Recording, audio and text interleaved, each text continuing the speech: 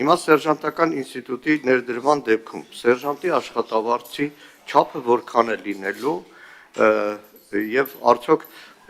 հավասարազոր է լինելու պայմանական ասեմ բարեկային ծառայողի աշխատավարձին, որ նաեւ մի քանի մարդիկ պատկերացնեն։ Շնորհակալություն, ես թվերը հնչեցնեմ, համեմատությունը ես չեմ կարող ասել, որտեղ տեղյակ չեմ, թե բարեկային ծառայողները որքան են ստանում։ Տեսեք, մեզ մոտ կան խմբեր, այսինքն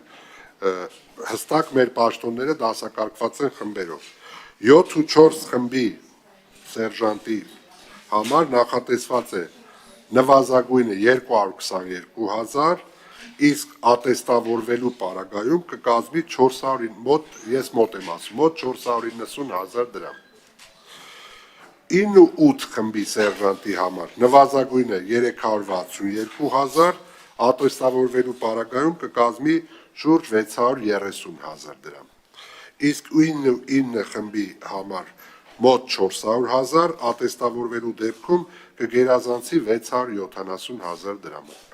Տեսեք, որտեղ սերժանտական ինստիտուտը պաշտպանության նախարարությունը շատ կարևորում է, իրոք կարևորում է եւ պարոն Երոյանը շատ մանրամասն նկարագրեց այդ համակարգը։ Այսինքն դրանից հետո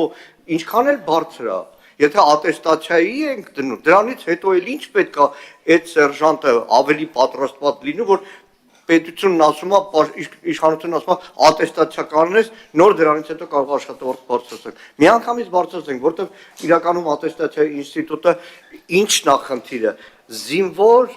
բանակ եւ հրամանատար այդ հարաբերություններում կարևորագույն, այսինքն ծնողի նման բանա բանակում դառնալու։ Եթե ծնողի նման ենք պատկերացնում, ուրեմն վերաբերում ենք որպես ծնող։